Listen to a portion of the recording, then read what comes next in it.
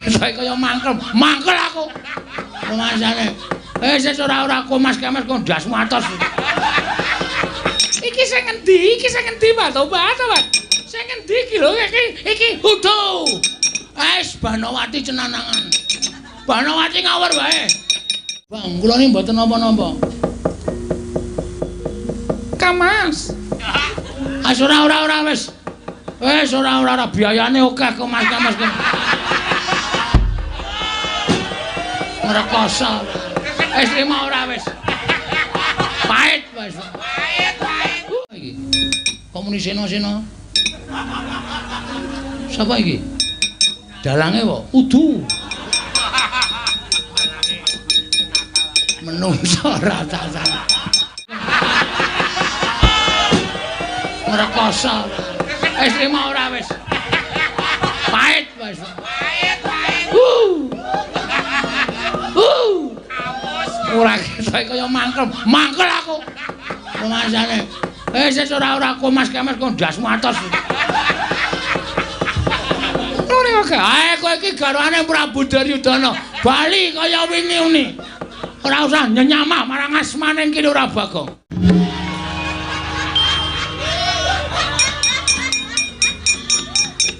Iki aku kok ngedep pengilan iki piye iki? Lho aku ngedep kaca iki piye iki?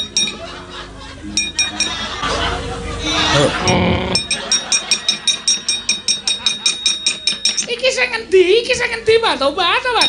Sing endi iki lho iki Udo. Banowati cenanangan. Wes. Lah jongleleng kowe duwer cangkemmu ya duwer kok kowe wis duwer. Ya matek dereng aku kowe.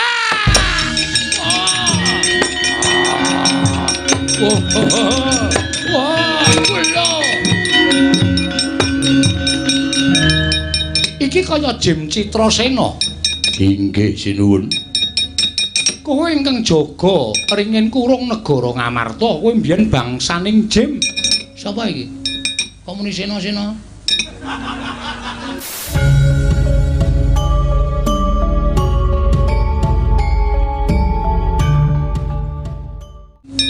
Komunisena. Sapa iki?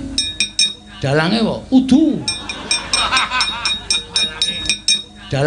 Udu.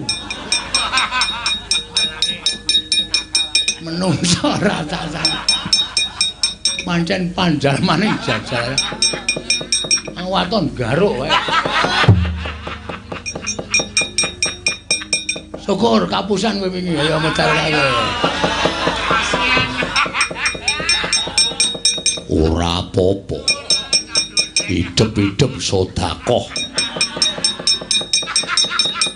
Ayo bali ning ringin kurung. Tok watu mapuru. Ora mocar aja dundang Bagong. Aku ki Bagong. Wah, ora ngijoni. Banjur nekat ben kowe cerewet bae matek dereng aku kowe.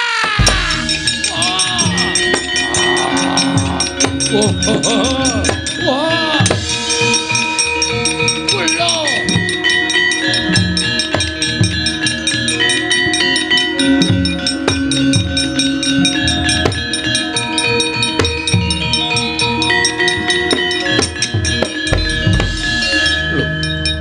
Iki kaya Jim Citrasena. Inggih sinuwun. Kowe ingkang jaga ringin kurung negara Ngamarta, kowe mbiyen bangsaning Jim. Kowe undhagi ingkang yasa negara Ngamarta kasinggihan. Tumuli kowe diwenehi pengayoman dening Kyai Prabu Puntadewa, kudu mapan ana ringin kurung negara Ngamarta lan jaga marang negara Ngamarta. Lah kok dadi iso kaya mengkene kahanane? Sejatosipun namung nampi dawuhing dewa kula kinen babar sawijining cariyos ingkang magepokan kaliyan Ki Lurah Bagong kula nyuwun pangapunten sewu-sewu kalapatan diagung pangaksam. Sapa iki? Komunisena. Sapa iki? Dalange kok Udu. Menungso rasa. Pancen panjalmane jajal. Waton garuk wae.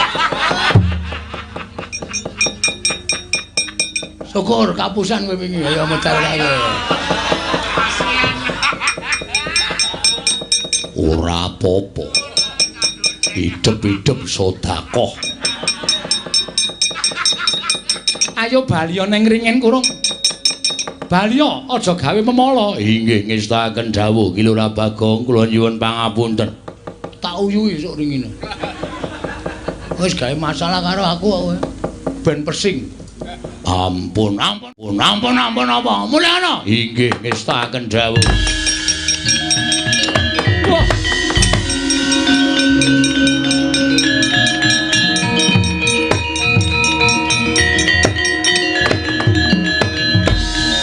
Bagong ayo mulih.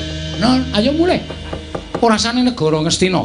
Iki Kyai Prabu Duryudana lagi nesu-nesune. Kok Prabu Baladewa lagi duka-dukane merga saka kowe nggone wani ngebang lan Dewi Banowati. Kula niku mboten ngebang, kula niku mboten napa-napa. Kamas. Ora wis. Wis ora biayane akeh kok Mas Kamas. Ora kosa. Wis terima ora wis. Pahit wis. Pahit. Ora ketok kaya mangkel aku. Rumasane. Wis ora kok Mas Kamas kok ndasmu atos. Ora kok ae kowe iki garwane Prabu Duryudana. Bali kaya wingi-uni. Ora usah nyenyamah marang asmane Ki Lurah Bagong. Marai kucem asmaku.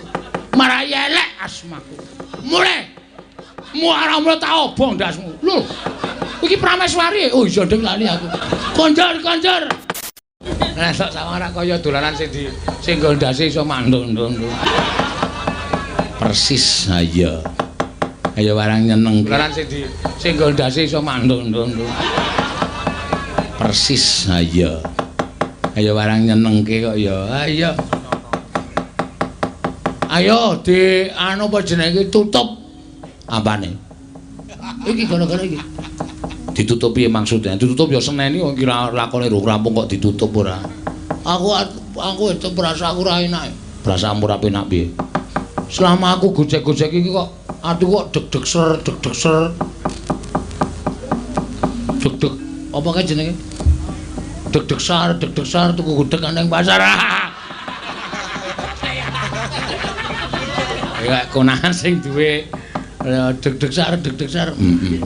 Kok kaya ora anu ya ora jenak lho. Lah ngopo sing tok pikirke apa? Bojo? Ora. Anak-anak? Ora. Lah kowe ngopo ninggal gawean? Ora. Kabeh wis clear. Oh. Kabeh wis rampung ning kok rasane iki aku nembang-nembang ki mau ki atiku kaya ora jenak, kaya ora biasane ngono lho. Ha iya. Ya wis rasa digagas. Po ngimpi. Hah? Ngimpi. Biyenane ngimpi aku nene tak tuku ra metu. Lho. Ngimpi kok dituku ra metu ora. Ngimpi ki aja disambungi karo angka. Ngimpi ki diglijah, dipetung. Ki ngimpene apa? Ora ngimpi aku. Oh, meng winginane iki anggere muni gawe wedang gelase mrucut pecah. Lho. Arep madang piringe tememplak. Segone wutah piringku pecah. Lah ngopo? Mlaku kesandung. Nginep lawang gejepit. Wong sarwa rekoso mulane ngopo to iki? Kowe iki ketiban cecak to aku. Weh, Gong, tiban cecak iki elek firasate lho. Nek jarene wong tuwa ketiban cecak iki nek ora disuwek cangkeme. Cangkeme sapa? Cangkeme sing ketiban. Matamu. Ora nesu iki disuwek cangkeme cecake kuwi mau disuwek regetek ngono ki men iso ilang saraf sawane. Kuwi jarene wong tuwa mbiyen percaya ya ora ya ora apa-apa. Ngono. Diban cecak kowe, diban cecake. Jekel ora cecake, mlayu. Waduh. Terus pengenane aku ngimpi kaya untuku pedhel ya, Tru. Lho. Kok tandane kok sarwa ora apik to, Gong? Untu pedhel iki ya ora apik. Untu pedhel iki ya bakale kowe apa salah sijine keluargamu ana sing ra ana. Gareng apa ya? Utuh. Pecah mudar ora. Wong untune pedhel kok diarani aku ora. Jarene salah siji keluargane ora ana. Engko gek kowe, Reng. Kowe iki wis mengkis-mengkis kaya ngono. Ya ora kok ya. Pokoke sarwa ora kepenak. Sandalku ilang siji to iki. Oh. Ketemu ora? Gondol kirik. Pokoke iki sasmitane ora becik lah. Nyawang anak kaya trenyo kae lho atiku, Tru. Oh. Nyawang bojo kaya sengit. Oh. Pengen arep tak gantekke. Kuwi jenenge ora sasmita kuwi can utekmu sing bosok ora. Heeh, ben mampu ya men. Ha iya. Ning apike tak takokke bapak wae, Truk. Ha takokke bapak. Bapak ki wong pinter, bapak ki wong sarwa ngerti ae paningale awas. Lek mung tiban cecak kuwi didaturke bapak mergane apa, sebabe apa. Ya ning ora ngimpi to, Gong. Ngimpi aku, Truk. Arep omong is wedi aku. Ngimpi ngopo?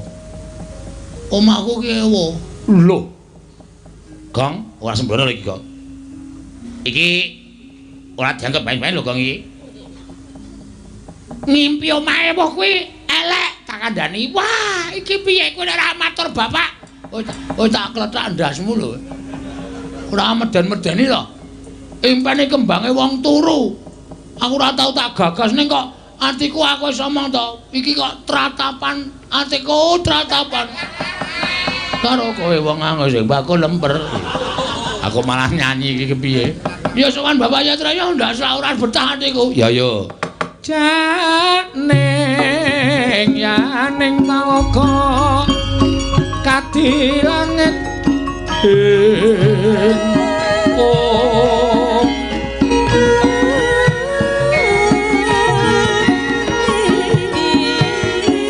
Mambang Antepaswa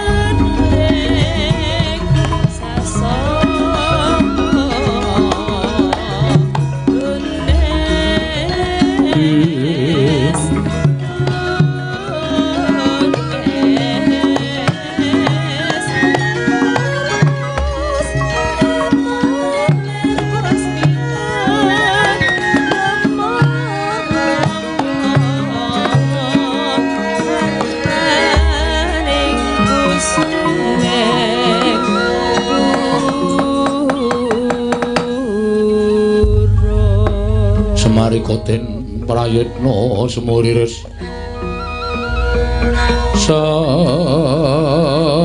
samuriris eko balik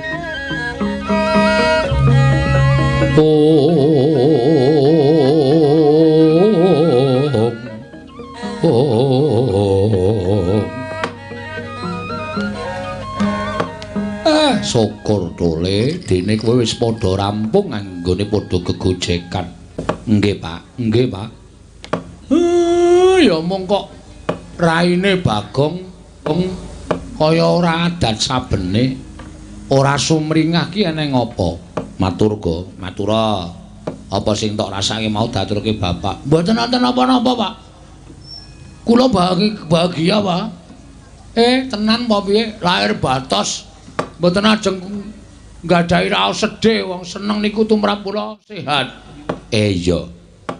Ora goro Lugong, rasa terus ndak ngebot-boti pikirane bapak. Bapak ki wis tuwa. Nek aku ana masalah sithik aku matur bapak ki pikirane ndak malah kekabotan, malah ora prayoga. Lah ning nek kowe sedih ngono kuwi ya dadine ora gayeng percaya aku to. Selagi masih ada Bagong, waduh mesti tenang pokoke. Ya wis, nek ora gelem matur ngersane bapak, ya wis. Nek ora ana apa-apa ya wis syukur. Lah iki tak kandhani ya. Gandeng iki dinane nek ora kleru rak setu to iki. Nggih, Pak. Kewajibane awake dhewe kudu caos bulu bekti marang pepundhene awake dhewe para Pandhawa. Monggo pendak dina iki mesti eneng pasewakan agung, eneng sak patemon king gedhe ning Datulaya. Ayo padha nindakake kewajiban mengko ndak diantu-antu pundhenmu Pandhawa Panakawan.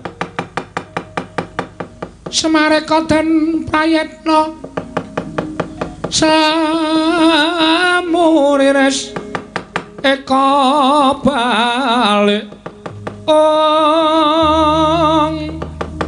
titiyani gandayani trisanya purnama sasi kilar-kilaran ing tengah latar milang lintang Bima Sekti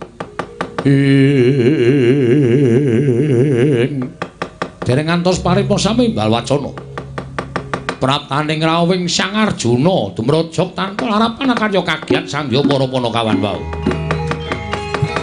Semareka den prayetna slurires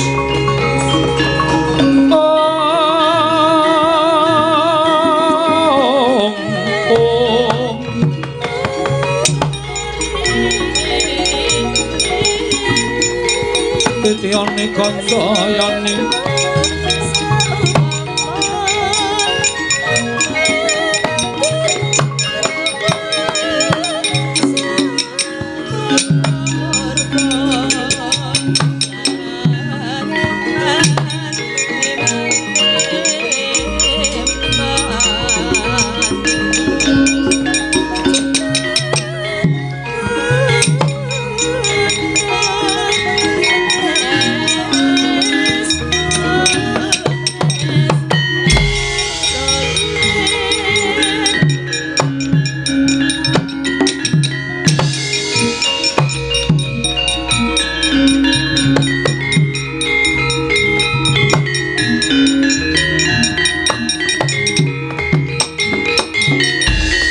Mara Sang Arjuna esmanya kang kamanungsan kasrepan tingkahing mungsuniran padha kadang haywataya ndara kula bekti kula ngiden Semar ndak tampa bekti kula ndara Nalagaring ndak tampa bekti kula nggih Gus iya Petruk ndak tampa bekti kula ndara enten apa kok tindake semu kesesa gawe kaget atine Semar Gus. Kakang Semar praptaku ning kene ora perlu kelawan Kakang Nayantaka, ora duwe perlu kelawan Garing apa dene Petruk. Nanging wigatin aku mung pengin perlu karo Bagong. Anak kula Bagong pripun? Ora usah dadak takon sing werna-werna, Bagong kon maju kene. Panakawan ora ngabekti karo Bendara, gawe wiranging Bendara, Bagong kon maju kene. Kowe aja rumangsa kelangan Bagong. Aku ora sudi duwe abdi jenenge Bagong. Memirang marang asmaning para Pandhawa. Lan aku wis ora sudi ditutke dening Pak abdi kang jenenge Bagong. Malah gelem ora gelem lan ikhlas ora ikhlas Bagong anakmu bakal tak perjaya Kakang Semar. Mlayu le, mlayu Gang. Wah, wis ana apa iki?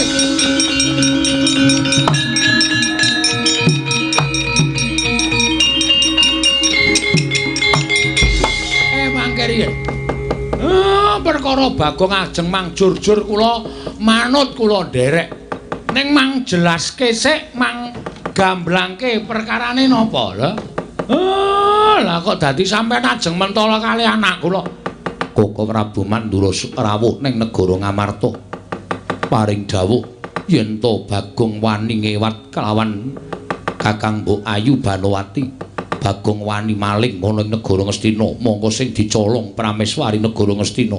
Apa pantes anakmu duwe kelakuan sing kaya mengkono?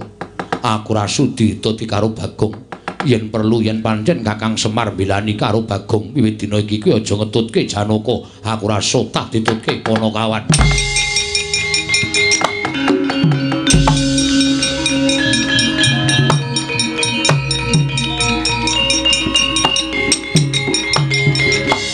Kok iso to, Pak?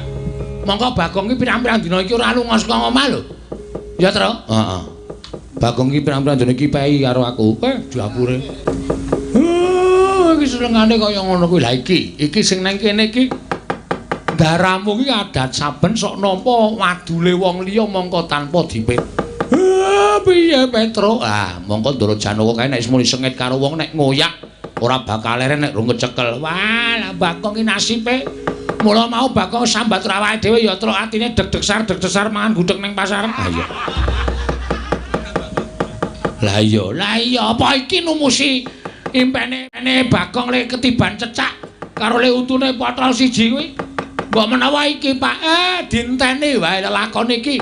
Terus ayo nang negara Kamarta karo ngenteni babaring crita iki Nala Gareng.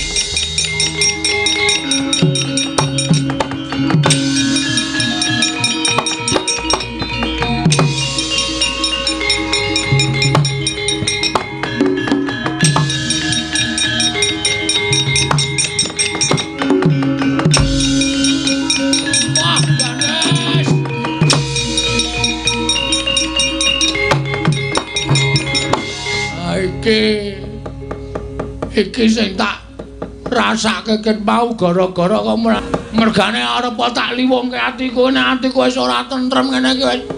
Aku dadi Ndara Janaka menuduh aku sing ora tak lakoni. Bagong kowe wani nyolong Dewi Banowati. Bagong kudu diikhlaske. Aku ora sudi ditutke Bagong. Nek perlu Bagong tak pateni. Wah, matartap.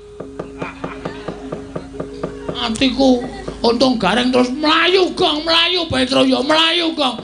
Mlayu aku. Waduh, doyak Wah, wis monggo kae nek nganti matek aji sapi angin. Mesti kecekel aku iki nek ora nlusup nang alas, nlusup grumbul, nlusup semak-semak belukar. Ora bakal iso slamet aku saka Ndara Janaka iki.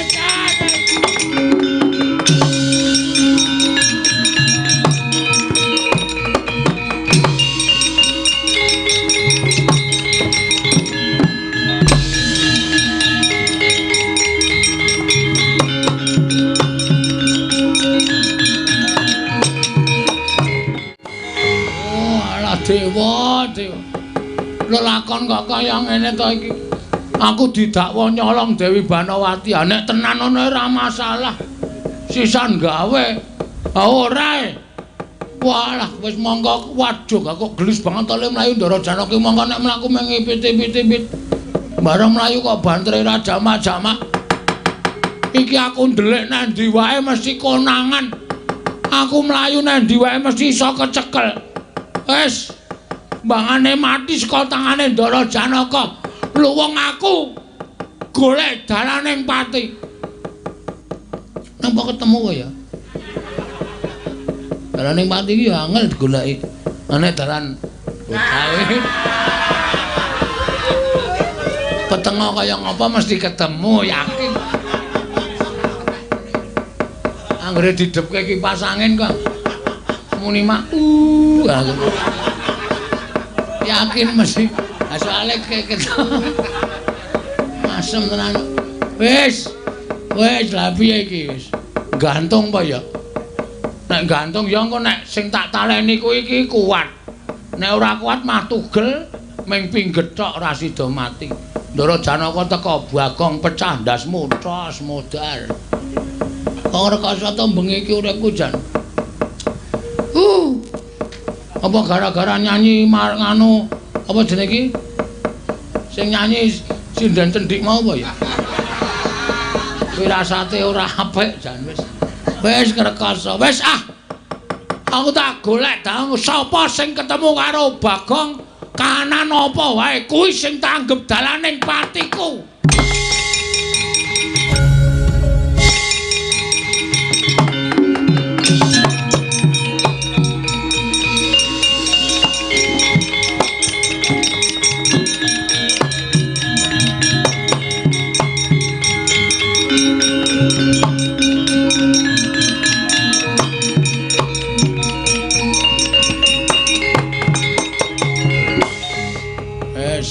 Iki berarti dewa wis ngeparengake nek aku kudu ambyur ning segara. Rapang ning ombake gedhe segara kidul. Ning kok sepi ya yaene. Biasane ki ra ketang siji loro ki seteng sliri ngalor ngidul. Iki kok nyenyet. Do tutup. Oh alah. Ora ana pagerayu jejer-jejer. Wis tumungkula Bapa Ngakasa ibumu Prastiwi nek ora tak cemplunge wis tak niyati pokoke mbane aku urip doya-oya Ndara Janaka ming arep dipateni mbuh salahku apa luputku apa dewa kula nyuwun pengayoman dipun bikakaken lawanging kasuwargan ning jare wong lalu ki matine ora nyemplung swarga. Aku njaluk dibukake. Nek dewane wangsulan kuncine ilang. Bacilaka iki manan ora iso dibuka, ora iso ndendek ning terserah wis ben. Nyemplung telenging samudra Kilura Bagong. Mugi-mugi dados sarana seda kula kanthi Kusnul Qadim. Dinampa dening pangawasane Kakang Murwedat.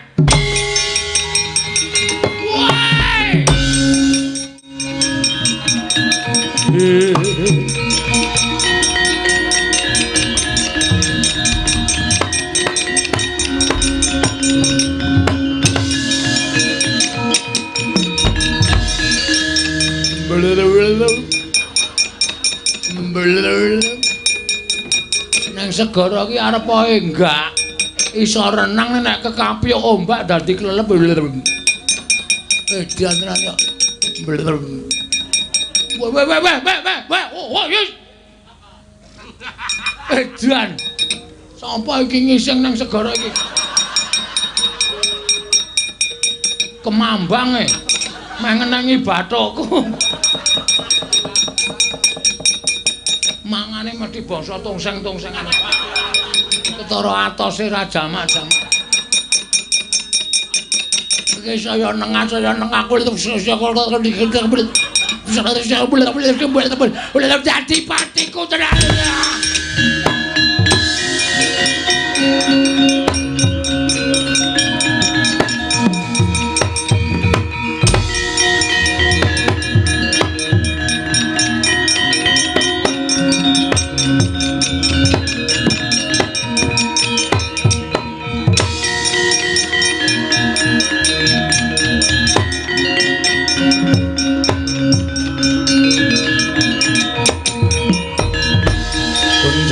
Kanjeng langit kelap-lapaton lir kincanging risang mawe gandrung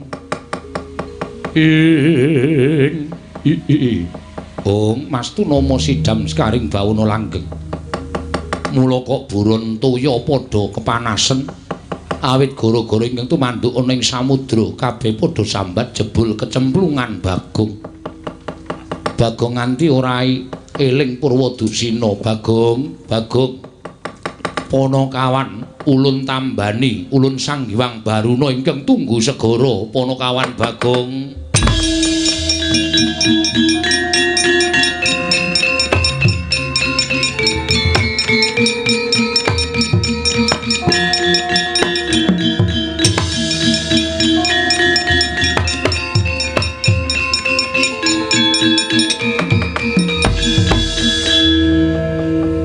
Bagong. Sapa iki kok ana sidat? Sidat ulun kuwi mboya sidat. Sidat mleklat sekadat jluntut sentil. Sampean sapa sing tunggu segara wae? Wong wilahing. Lho malah janturan. Lho. Ulun dewa. Ngapuse? Dewa kok ula? Iya, dewa kuwi ora mawas menungsa, ora mawas kewan, ora mawas jin. Ingkang wis katarima uripe bisa didadekake dewa. Serius? Iya. Sapa kowe? Kita takon lawan ulun. Ulun apa ulin? Ulun.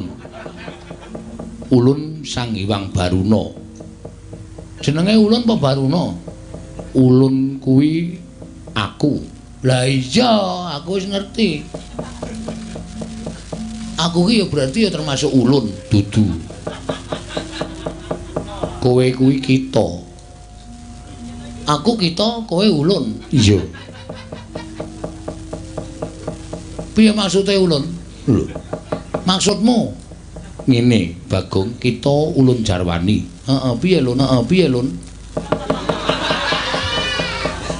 Ulun ki Sang Hyang Baruna. Wis ngerti kok tak pelurut pedhetmu kowe.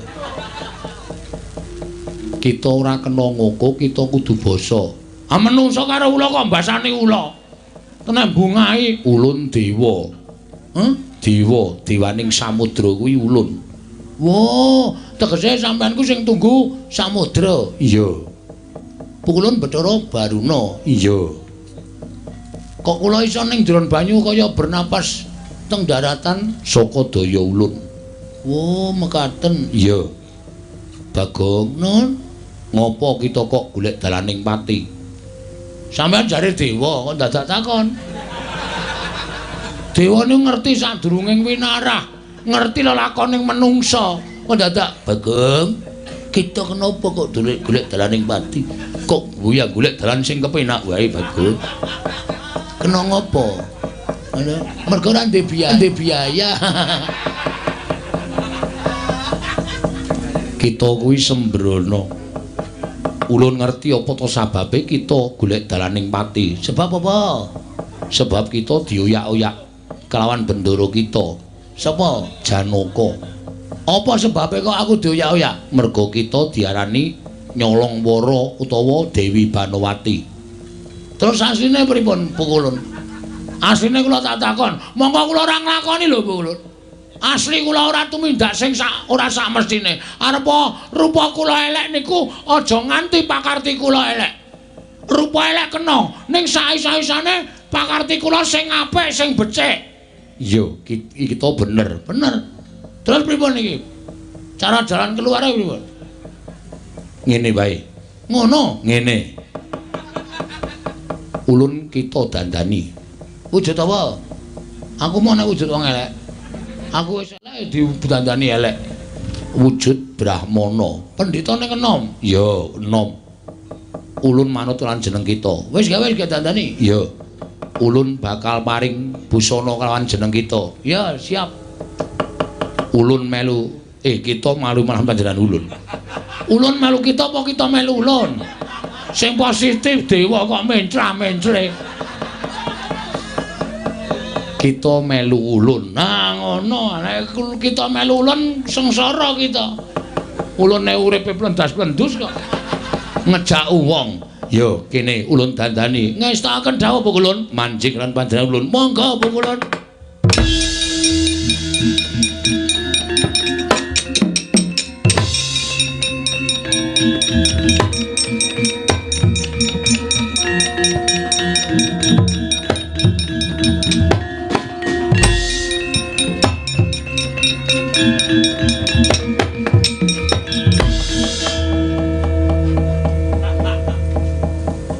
Iki aku dadi kita dadi ulun apa? Iki ulun dadi apa kita? Lho. Kita dadi Brahmana. Wah, jan. Ning kok katokan cekak ta iki? Iya. Iki bagus wae elek. Ya mbangane rupa kita sekawit. Lumayan iki. Nganggo topi kok bae bareng. Iya. Kita nulun paringi tetenger begawan godho githik. Wah, telek. Didandani jenenge elek. mati rupane yo elek. Mbuya, kita kuwi arep rupane elek ning ampuh digdaya. Wes arep ampuh digdaya rupane elek percuma. Ora apa-apa Bagong. Terus Begawan Godo Githik ulun paringi pusaka. Pusakane apa jenenge? Iki wujud watu. Watu apa? Iso dimbanke ora? Iki. Wah, pucukane ampuh. Iso nggo nyangking apa-apa. Dan cendeli anduk mesti sing bergengkeng. Cendeli anduk dengkul kita.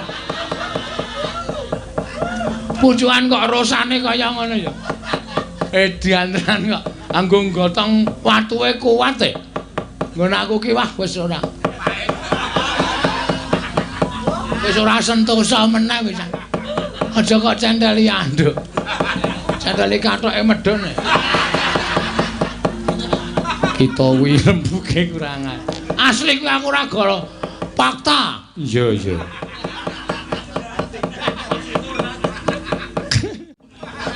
Men kala-kala. Kala-kala sok gleleng, kala-kala sok oke orane. Iya iya. Dianteran nganti asline aku wis sedih. Iya. Kita nggawa iki supaya dadi pusaka nggon kita bakal mbabar lelakon iki aja nganti jeneng kita asor merga saka pokale wong kang nyolong ning negara Astina memba lan jeneng kita mengkono ngono ya inggih aku cemburu karo petite cara baru no jan ketok pengkuh banget kok kaya ditato dan ditato bolot iya pantes gaya tenan arep wis tuwa ijek gleleng cemburu aku iya iya terus kula lek metu saka segara kita numpak pedhet ulun nuncalake kita bakal jedul saka segara ngestaken dawuh pukulun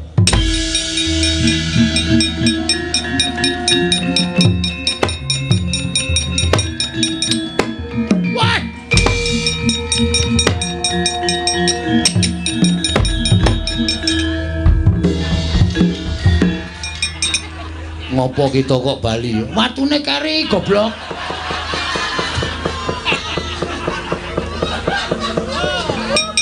bali kok renang banter banget watune kari iya iya lah kita ora nggawa kok wis yo ceninengan urung ditumpaki kok disanggoke munggah. Gawe yo ulun nuncalake. Wes.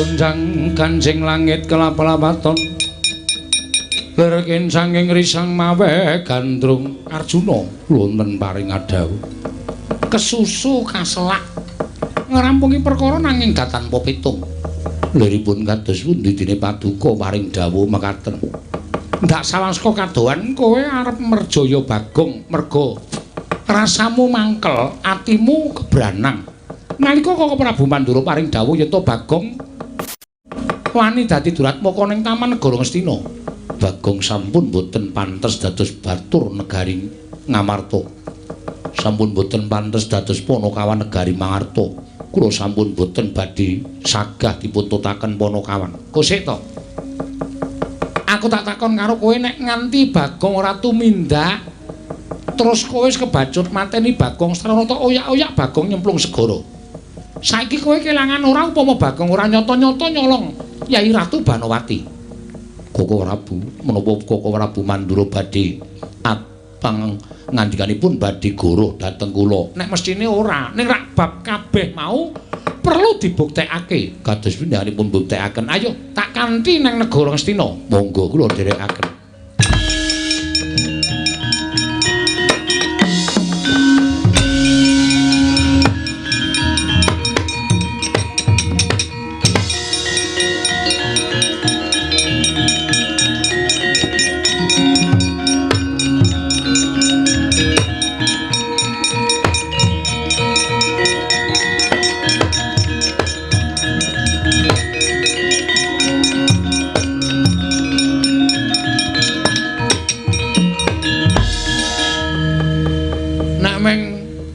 Yang-yangan nang taman iki suwe-suwe jelek ya. Inggih.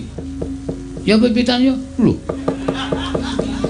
Pipitan dateng pundi wong jenenge Prameswari kok mung dijak pipitan. Wes pokoke sederhana tapi mesra. Enggak perlu yang mewah. Inggih. Ora perlu kudu kaya putri ratu kaya Prameswari. Saiki kowe iki dadi bojone Bagong. Bagong ki wong sederhana, Bagong ki wong kere. Nang Giri Kaliyo. Wonten menapa? Yang-yangan. Pak tobat. Karo ndelok wong. Yo. Mboten mawon kula menawi mikir lepan mboten mawon. Namung sak mangke menika kantun ngentosi nek pancen Prabu Duryudana menika mangke megat kula panjenengan sampun nggadahi sawetahipun kalian kula. Kula pun dipados pangwaosipun ki Lurah Bagong sawetahipun. Nek Prabu Duryudana engko rawuh mrene megat kowe terus aku diladeni yo. Inggih, mesti langsung. Ha iki kolorku wis kendho dhewe. Inggih. Nek ngaten ngantun tata-tata kemawon. Ha, wis kok tak adepane Prabu Duryudana nek tekan kene.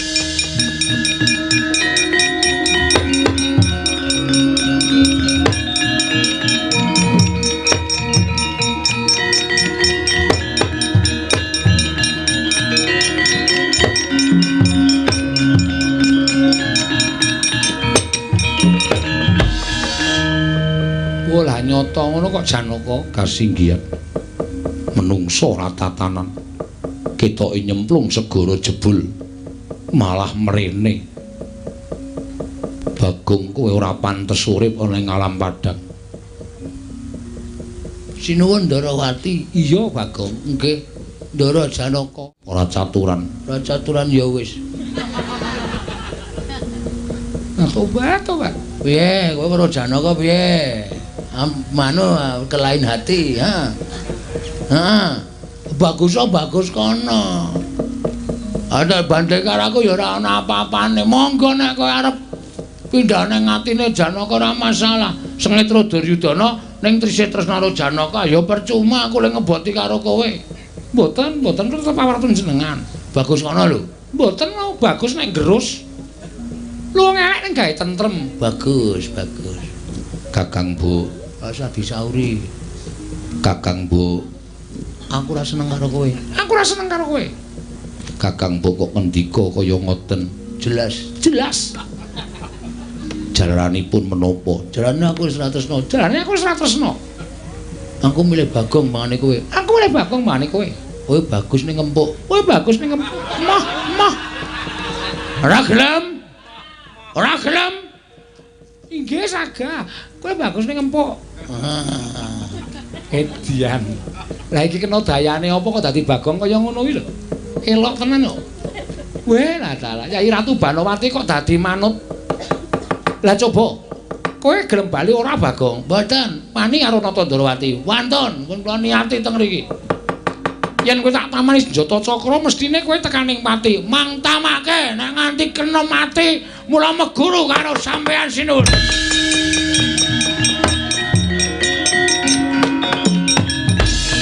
Winatek dening Nata Ndarawati. Parandene senjata cakra datan pulun medal saking kancing gelung kaget kadrawekasan Nata Ndarawati. Gat lho Bathara.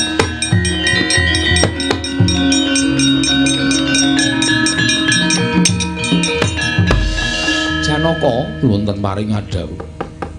Lah kok dadi Njata Cakra ora gelem metu saka kancing gelung. Mongko wis tak dhawuhi sarana batin. Oh, modal ora kowe. Iki aku gleng-gleleng tenan lagian. Wah, iki aku nek nganti iso kelakon dhaup karo Dewi Banowati Duryudana tak lengserke aku dadi ratu nang Ngastina. Ratu kejem Prabu Firaun. Kowe iki kok njur arep dadi ratu jahat ki arepmu piye? Menawi pusaka mboten tumama, Bagong ketiban tangane Janaka pisan ora pecah sirahmu. Jajana, Janaka ora pamer le ampuh kowe rumasane.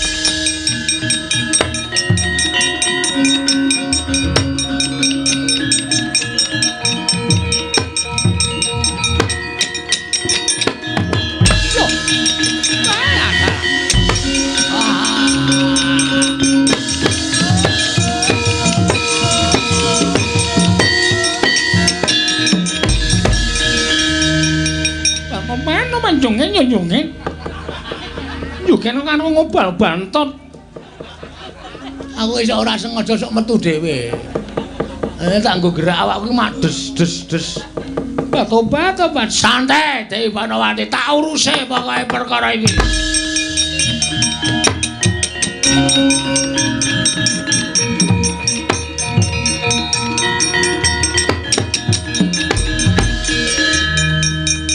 Iki ora sebaene. Boten sebaenipun kados pundi. Nek blegere pancen Bagong, ning kok aku Cubriya. Seneng Ngastina iki dudu Bagong. Sanes Bagong kados pundi? Ora percaya? Ayo tak goleki jago.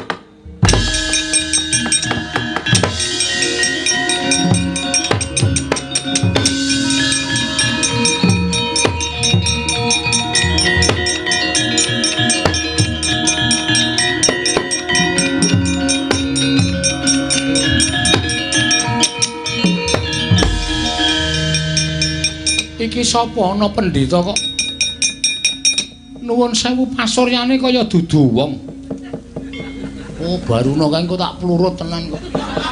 Ngapusi karo aku jare tak dandani pendhita bagus.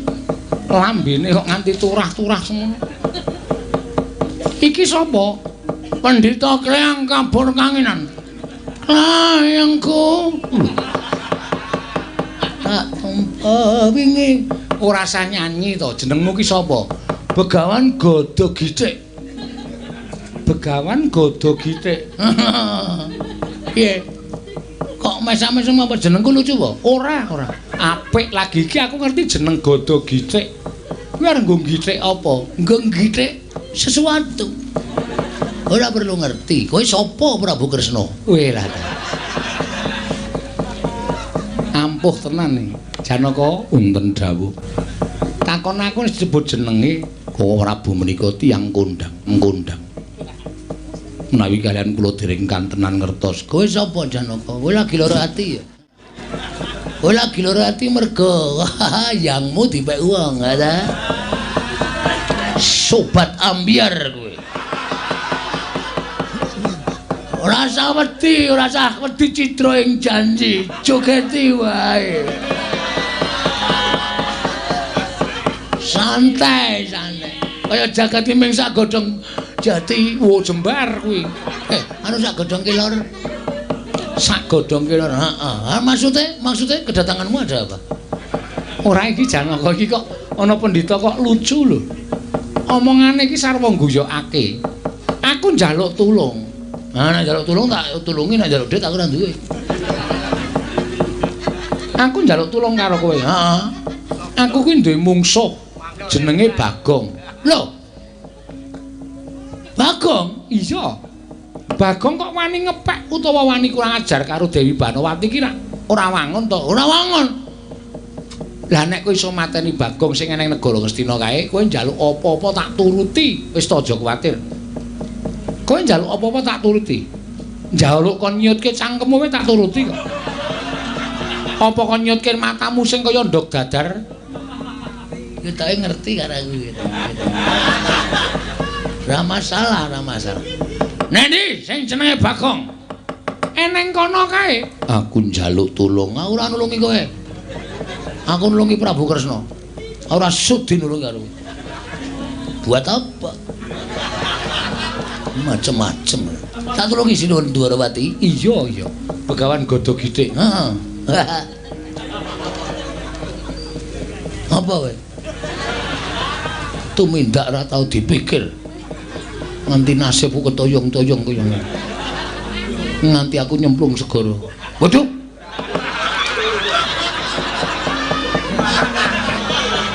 Koko Prabu. Piye? Kok pendhita niki wau bloko nyemplung segara mongko sing kula oyak-oyak nyemplung segara menika Bagong. Lah wong kowe iki jenenge wong ora awas. Kowe kira wong ora awas to? Kae mau ki sapa rumangsamu? Edian. Mula karo ki lho kok sajake kaya sengit banget. Sengit wong kowe iki ya ora nganggo petungan kok. Ora luput kok tok oyak. Saiki piye yo? Nek kanane kaya ngene piye? Sing dadi pendhita iki mau sapa? Terus sing nang Astina iki mau sapa? Lupute sapa? Aku tak takon karo kowe. Aduh, penawi mangke kula saged pinanggih kalian Begawan Godho Gitik ingkang sejati. Kula badhe nyuwun pangapura. Lah nek ora njaluk ngapura kowe dosa kowe Janaka.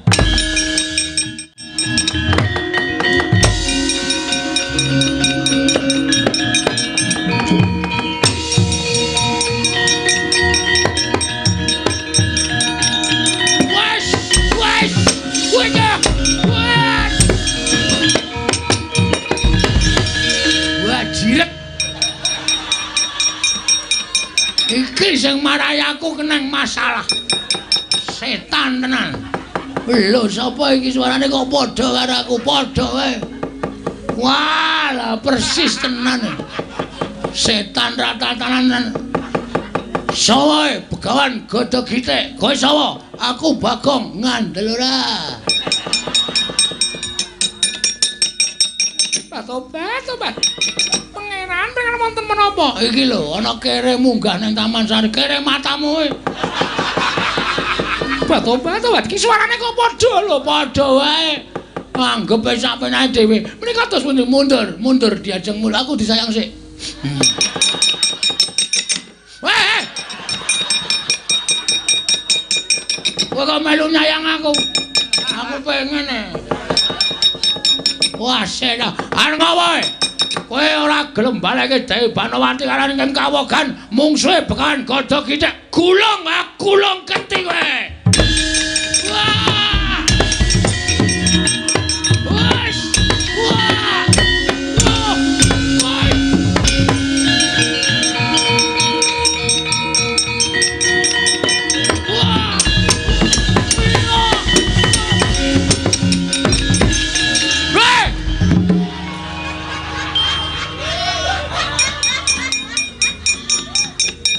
Aku kok ngedep pengilan iki piye iki?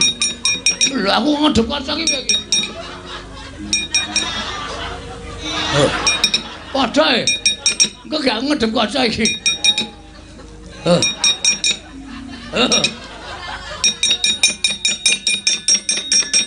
Wah, janda kowe. Tobat. Wah, ngedep kok padha diajeng, guys. Diajeng garwane mbok. Hei. Iki sing endi, Pak? Tobat. Sing endi iki lho iki utuh. Wis Banowati cenanangan. Banowati ngawur wae. Ora waton mek kowe Banowati. Tobat malah bingung aku luweh. Iki sing marai aku putus cinta nang kene. Oh, lah menungso ora tatanan. Kok ya ditrening abang ki nyolong nendi. Ora kathokku tak pepe winginane to. Ora tak goleki kok ora ana jebul tok agem nang arep nggo gawe kucem asmaku kowe sing kudu mati. Kowe sing kudu mati. Wah!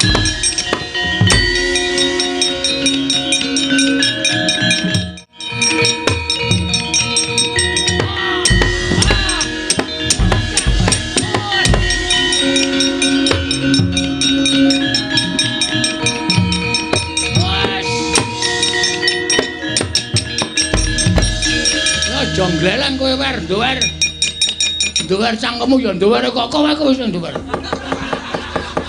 Mangkel aku ora. Arep ngopo kowe? Tak idak kowe. modar dening aku kowe ya arep modar tuthuk watu mapuru. Ora modar aja dundang Bagong. Aku ki Bagong. Wah, ora ngijoni. Banjur nekat ben kowe cerewet bae mate dening aku kowe.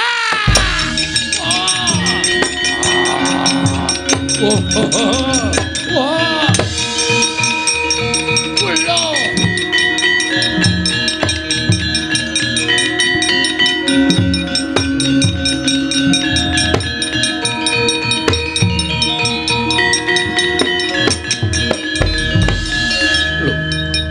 Iki kaya Jim Citrasena. Inggih sinuwun. Kowe ingkang jaga ringin kurung negara Ngamarta, kowe mbiyen bangsaning Jim. Kowe undhagi ingkang yasa negara Ngamarta Kasinggihan.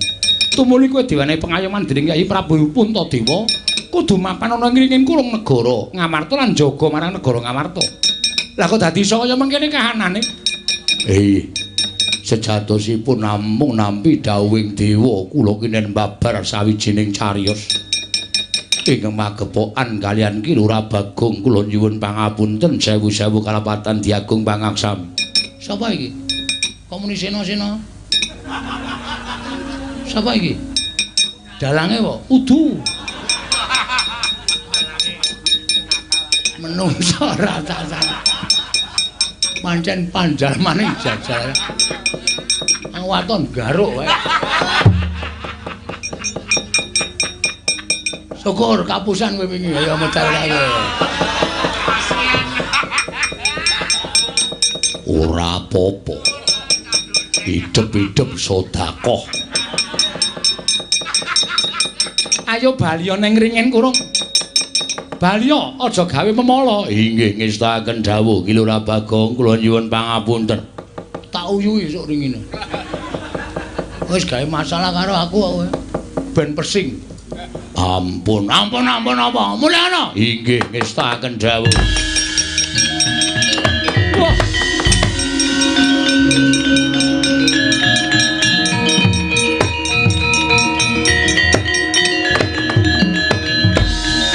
Bagong ayo mulih.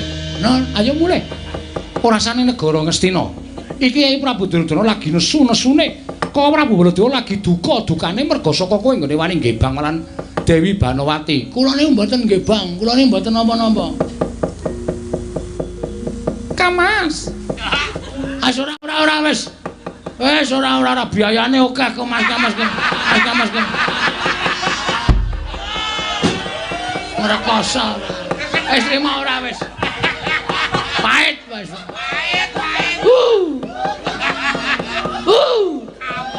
Ora kaya mangkel aku. Rumasane. Wis ora kok Mas Kamas kok ndasmu atos. Lho kok kowe iki garwane Prabu Duryudana. Bali kaya wingi-wingi. Ora usah nyenyamah marang asmane Ki Lurah Bagong. Marai kucem asmaku. Marai elek asmaku. Mulih. Muara mulih tak obong ndasmu. Lho. Iki Prameswari. Oh iya ndeng lali aku. Konjor.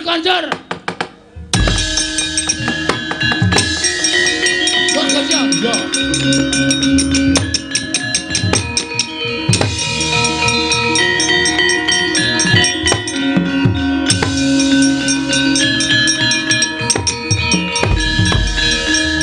Wah, jlamprong tumindak ora nganggo petung. Bejo dene Kresna kakangku iso madhangake lelakon. Jebul Jim Citrasena sing gawe lelakon ning negara Ngastina. Mung kepengin ngapokake marang Prabu Duryudana.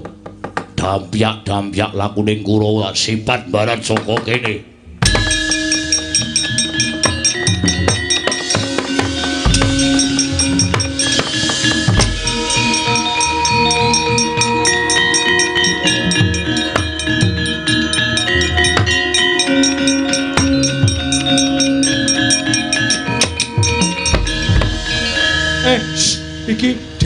Iki bagi aku. Wes.